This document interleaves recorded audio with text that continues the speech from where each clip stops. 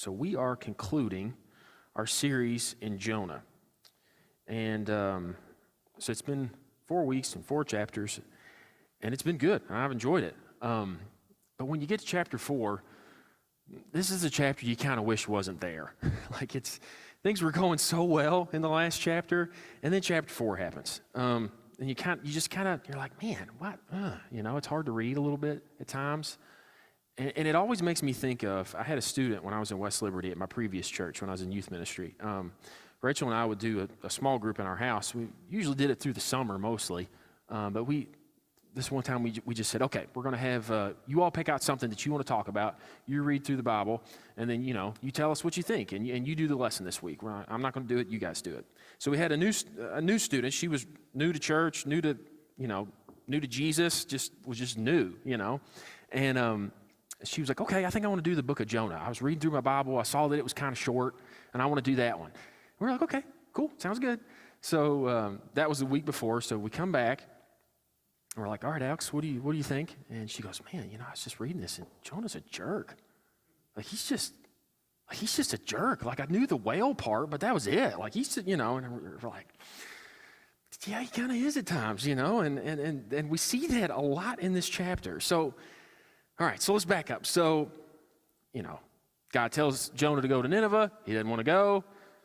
Whale comes and eats him, spits him out. He goes to Nineveh, and he has probably the greatest missionary, mission trip ever.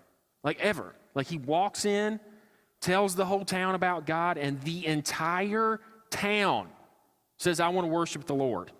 When does this ever happen? This is he is the GOAT of missionaries right now. He's the man. He comes up, he tells them, and they're like, let's do this. The kings, the nobles, everybody's like, country, we're following this guy's God right now. This is what we're doing. It just happens. And you would think the next chapter would be Jonah like, this was awesome, guys. Have fun. If you need anything, let me know. And that would be the end of it.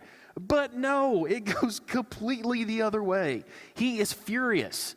He's so angry that God is saving all these people. And you read it and you're like, wait, what?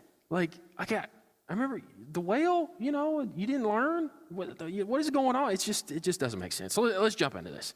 It says, but it displeased Jonah exceedingly, and he was angry.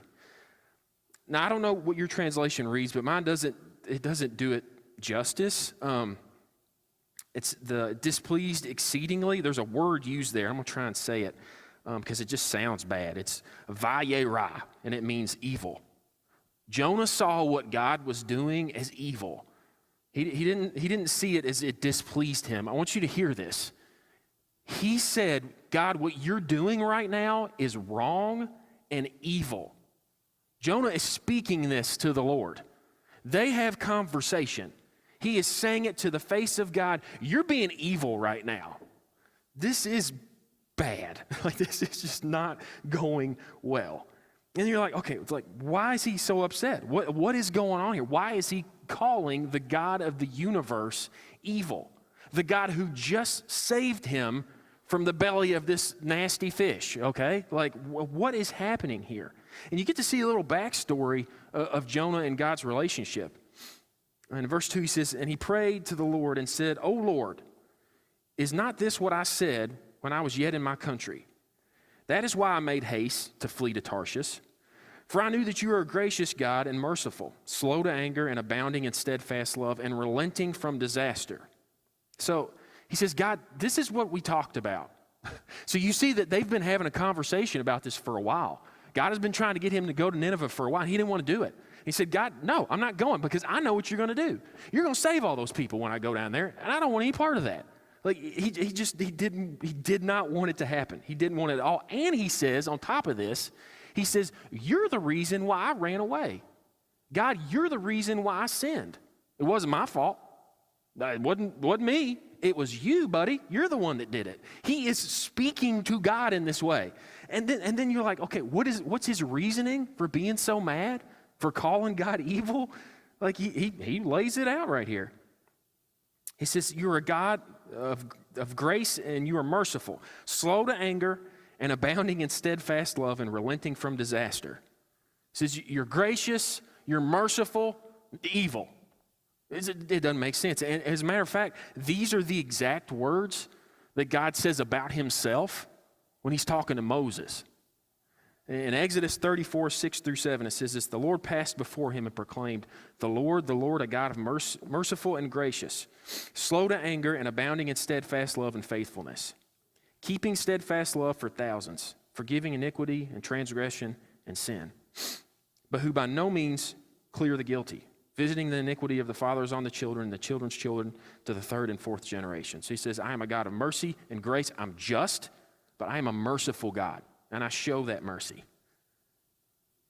And God says this to Moses, which I think is kind of what's going on in Jonah's mind, when he's renewing the covenant.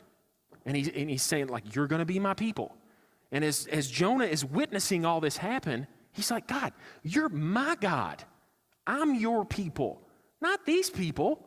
They're not your people. Why are you saving them? They're your enemies. They're my enemies. Remember? Remember, God? Like, I think this is why he's so upset. And we've seen, from previous sermons that he's very patriotic. He loves his country. That's good. There's nothing wrong with that. But he's going, no. You are my God. My country's God. Nobody else's. So upset. And it just keeps getting worse as he talks. It's one of those things where you're like, you ever been in one of those conversations where you're like, just stop. Just please stop talking. You're just making it worse. This is Jonah right now. It says, therefore now, O Lord, please take my life from me, for it is better for me to die than to live. He says, if you're going to save these people, I don't want to be alive anymore. I don't want to live in a world where you're the God of those people.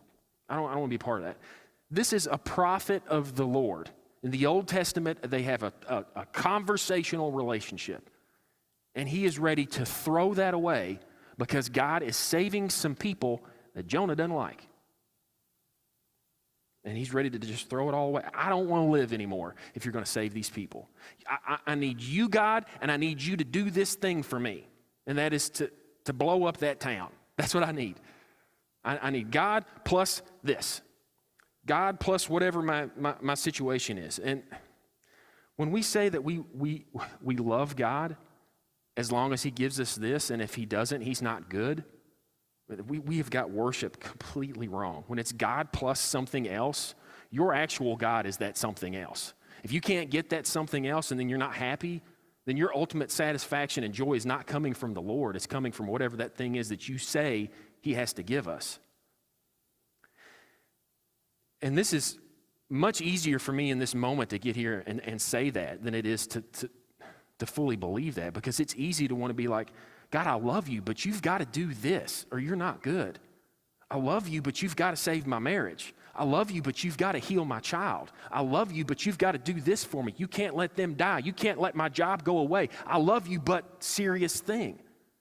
And I'm not making light of anybody who's ever gone through any kind of difficult situation to where they're on their knees asking God for help. But hear me, that's not what he's doing here. He's not doing that. He's saying, give me this or you're not good. And he is putting his country, his people, and his own desires above his relationship with God. And whenever we do that, we fail. And look, his concerns are legitimate. He is worried that this town is going to rise up and go kill his countrymen. His people could die because God is saving this town.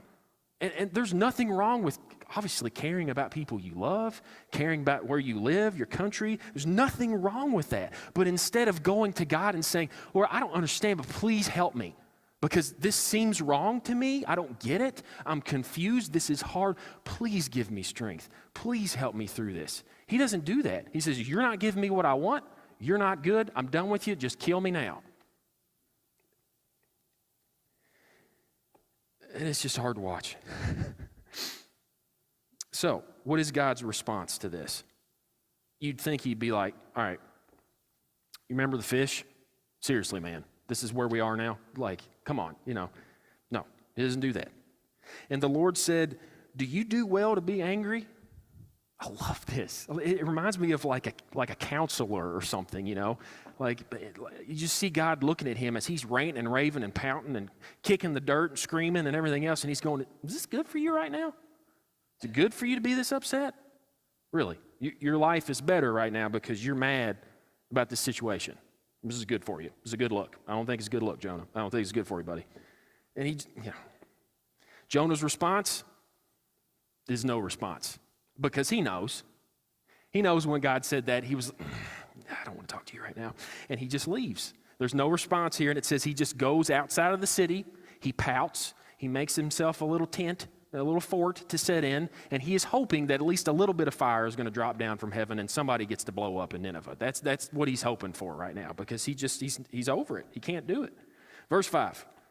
Jonah went out of the city and sat to the east of the city and made a booth for himself there. He sat under it in the shade. So he made like a little tent or whatever else.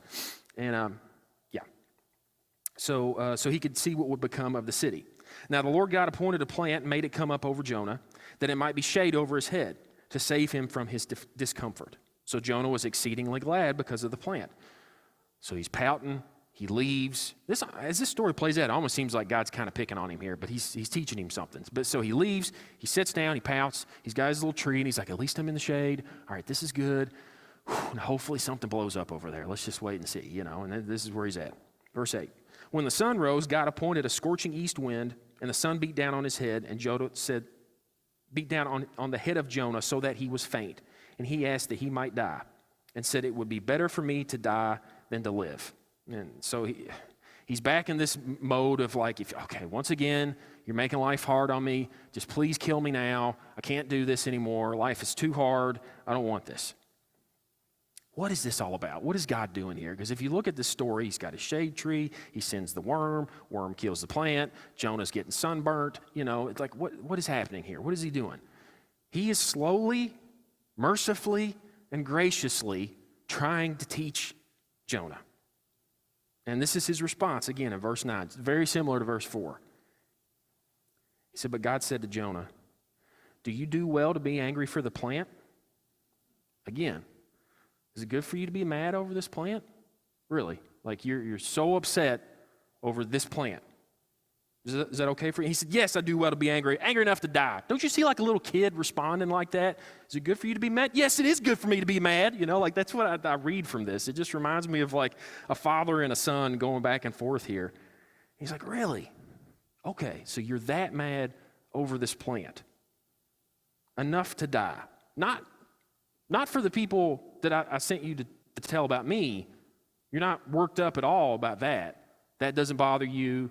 You're not concerned. You're not showing any pity for those people. But for this plant, you care deeply and passionately for this plant. Got it. Okay, I understand. Now, I'm adding a little sarcasm here to make the point. But anyway, verse 10. And the Lord says, you pity the plant for which you did not labor, nor did you make it grow, which came into being in a night and perished in a night. He says, why are you mad right now over this plant? You didn't have anything to do with it. Why are you sorry for the plant? Why are you feeling pity towards this plant? You had nothing to do with that. I made it. I made it grow, and I gave it to you. You didn't do anything to earn it. You didn't need that comfort from me, but I gave it to you anyway because I wanted to give it to you. And now you're mad because it's gone? You've got pity for it, but you don't have it for the 120,000 people that were about to die until I decided to love them. And lastly, here in verse 11, he says, Jonah, should I not pity Nineveh, that great city, in which there are more than 120,000 persons who do not know their right hand from their left? And they got so much cattle. He says, Jonah, these people need me. They need me. They don't know what they're doing. They don't know any better. That whole right hand from the left, it's not like, no one taught them that the left makes an L, and it's not saying that. He's just saying they're just lost. They're confused. They don't know any. They don't realize that this life that they're living apart from God is hurting them.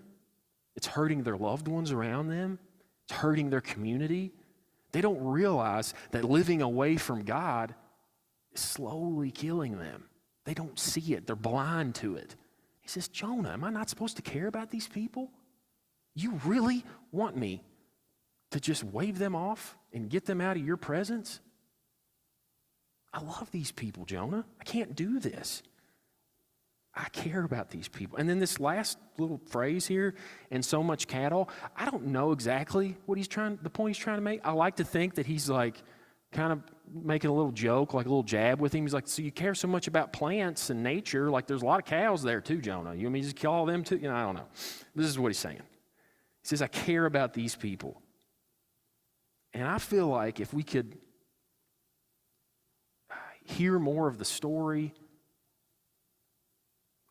and we really look at the heart of the message, I think what God is saying to Jonah is, buddy, you were right when you were angrily praying to me earlier.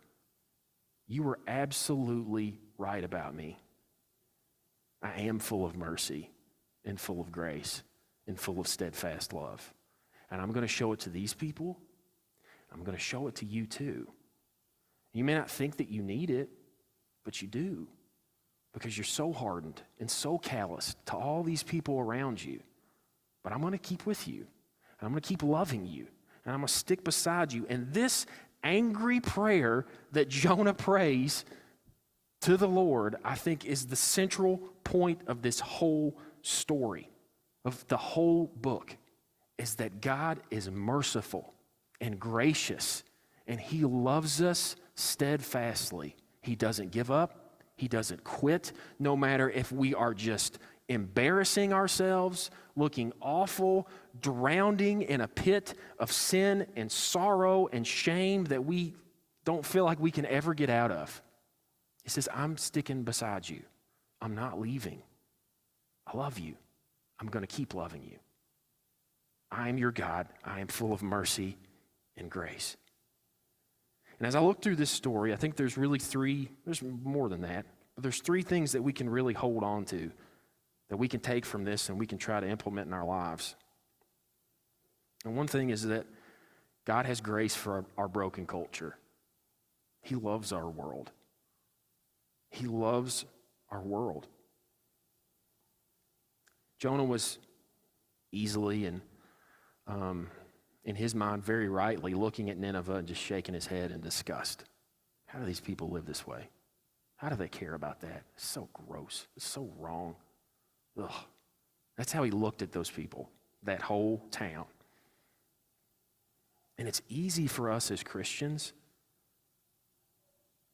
to want to have the same mindset. But God, you're my God.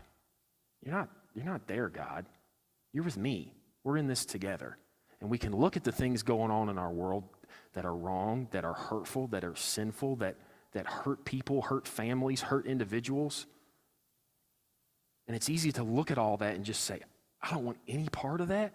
That is so wrong and so evil. And the people that do that, gosh, I can't stand to be around them. I don't want to be in their presence. It's easy to do that, to have that mindset of just go away. But when I look at this story, I don't see that from God. That's not his heart. It's not his heart at all. Look at verse 11 again. He's saying, Jonah, these people, they're lost.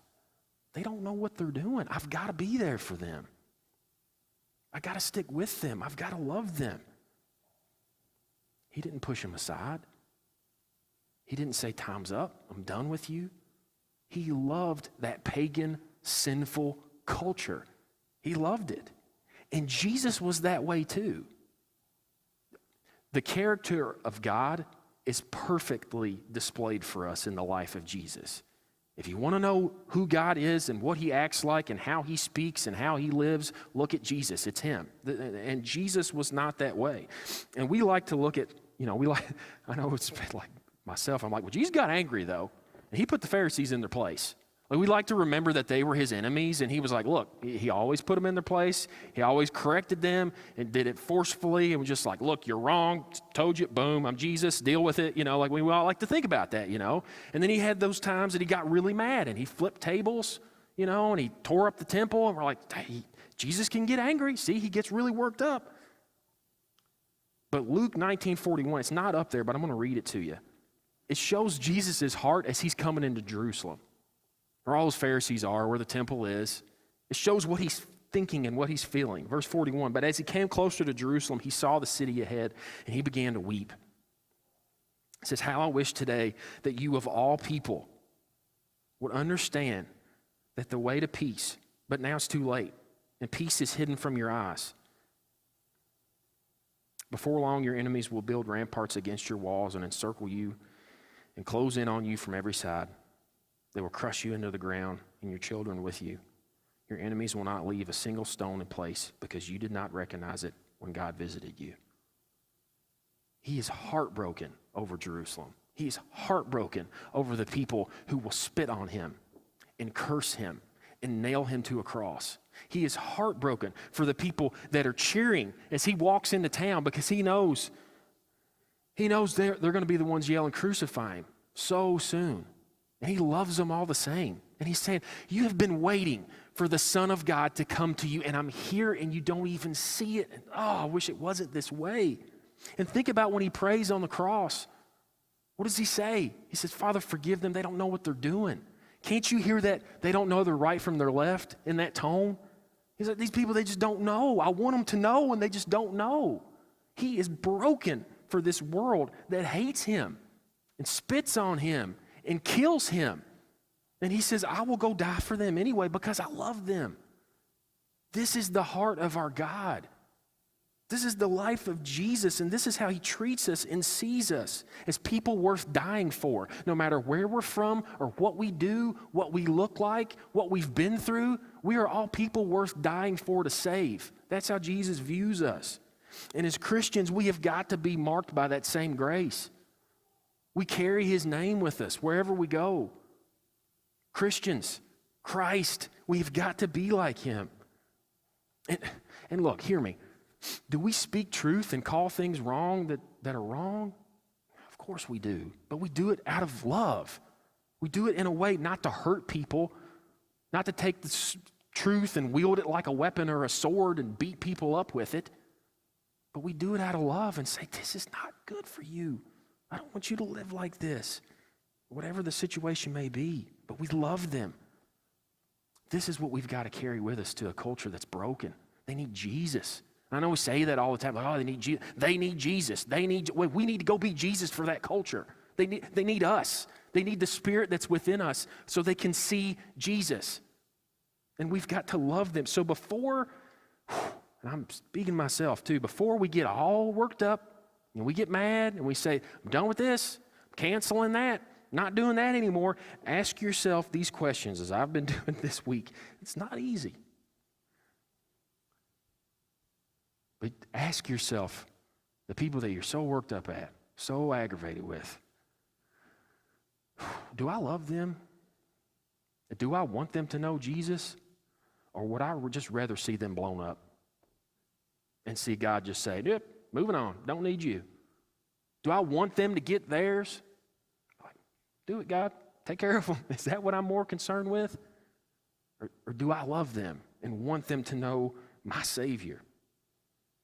And two, am I acting like Jonah right now? Am I being Jonah? Am I being Jonah in this moment? That's a good question to ask. It's a hard one to answer sometimes. But he shows grace to a broken culture. He shows mercy to a wayward child. The person that needs maybe the most grace in this moment that doesn't see it's Jonah. And I think one of the reasons chapter 4 is so hard to read is because chapter 2 has already happened. He was already swallowed by a whale. I mean, you just think about like the most random, weird, strange thing that could ever happen to you. Like, remember that time I got eaten by a fish? Like, that never comes up in conversation, you know? It's just, oh yeah, my uncle got ate by a fish one time. You know, it's just not what you hear. You would think he would have learned his lesson. And it seems like he did. He's praying in the belly of a whale, like, you know, he's had this meaningful, purposeful prayer, crying out to God. And you think, there it is. There's the moment. And then he goes to Nineveh. You're like, great, this is awesome. Chapter 3 was so good. And then chapter 4 happens, and you're like, what are you doing, man? What is going on? He just didn't learn. And we want a story like that, right? Like, makes a mistake, God corrects him. He never messes up again for the rest of his life. Like, wouldn't we love it to be that way? Are you that way? Because I know I'm not. Like, the truth is, man, we are way, way more like Jonah than we would admit. Way more. And what does God do to Jonah this whole time? Does he write him off? Does he say, that's enough? No. Verse 4, verse 9, God graciously shows mercy, and he asks him these questions to hopefully get him to think about what he's doing, what his motives are, where his heart is. But he just continues to love him. And he never says, Jonah, you should have known better. How long have you been following me? You should have known better. And you know what else he doesn't say? He doesn't call him stupid. He didn't do that. I want you to know that God never does that to you. Those voices you hear in your head when you mess up and you've blown it bad, he never looks down at you and says, you're so stupid. I can't believe you did that. I'm so done with you. This is disgusting. It's disgraceful. You're so stupid. That's the enemy. God doesn't speak to us like that. He doesn't talk to you like that. That's not what good dads do. They get down on their knees and they look you in the eyes and they say, let's do this again. I still love you. And that's what he's doing to Jonah. And we're so stubborn. And it's such a process sometimes. We would love to make that mistake, learn our tough lesson, but it's just so oftentimes we just have to keep learning. We have to keep getting herded back in. And it reminds me of this massive dog that Rachel's grandmother has. Its name is Heidi, and it's a 120-pound German Shepherd. This thing is a bear. Like it's like a furry barrel with feet and teeth. It just comes, it's the scariest thing sometimes, but sweet as it could be. And Sloan, she loves it. And when we go over there, a lot of times we'll go to the garden or something like that, and we'll be outside, and Sloan, being a kid, being Sloan, she starts to wander off, and that German Shepherd just comes and knocks her right back the direction she needs to go.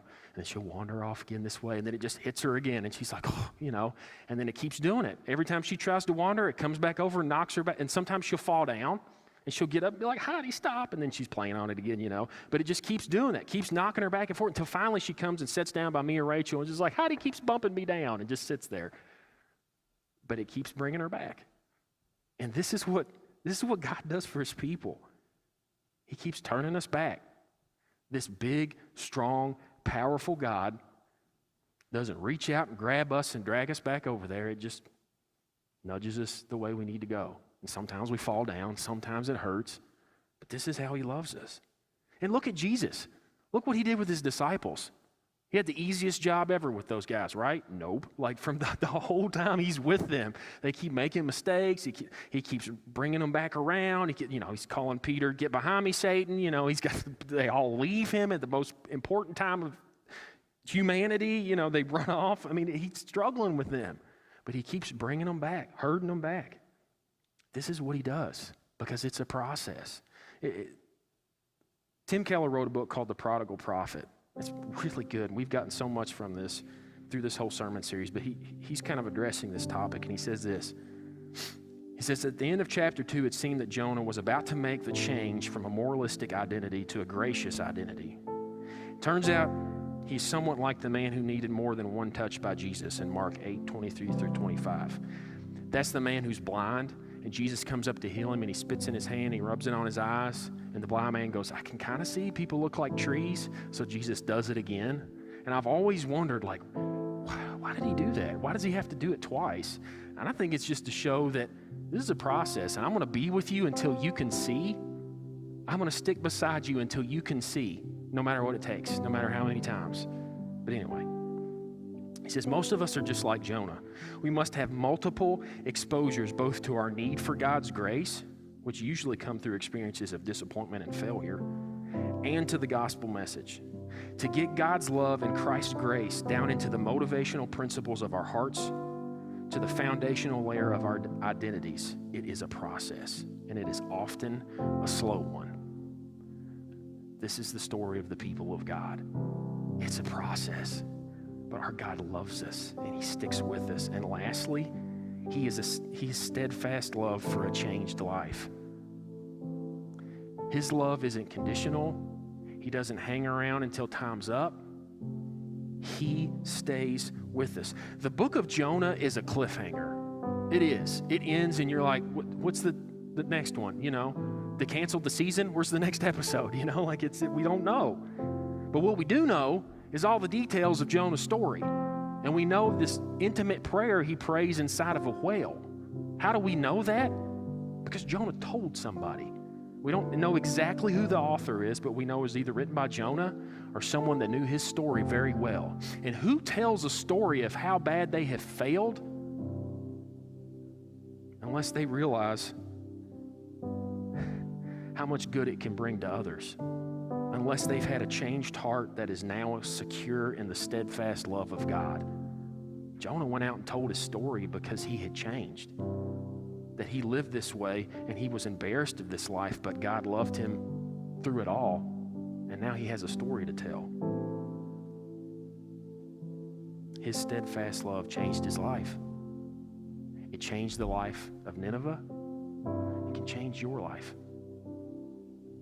I don't know, as we've been going through the story, what character you identify with, or if any. But I can promise you this much. Jonah was right when he prayed. Mean and angry as he was still right. God is a gracious God, merciful, slow to anger, and abounding in steadfast love. This is who he is. This is our God. He never leaves us. He's never gone. He never doesn't care. He doesn't take a day off. He's with us, always. So this morning, maybe you need to be reminded of that. Maybe you need to know that. I don't know. But I want you to know that he never leaves. There's people in the prayer room that would love to pray with you if you need prayer this morning. But just know that the God of Jonah, the God of Nineveh, Jesus, he's our God. He loves us and he's with us. Let me pray. Jesus, thank you for your grace and your mercy. Help us to remember that. Help us to remember what you've done for us. Help us to remember how you loved the people who spit on you, nailed you to a cross, and we were those people. Help us to think about that and to let it change our hearts and who we are. Let us never push it aside. Let us never think we can move past the gospel because it is everything. Help us to hold fast to that.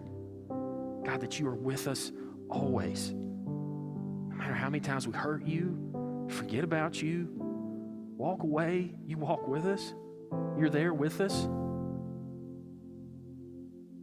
Let that truth change who we are at the depths of our soul. And help us to be that way for other people. Help us to be that way for our town, for our family, for our children, for our husbands and our wives.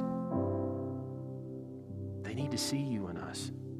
We should be marked by your grace and your mercy. And when people talk about you and your people,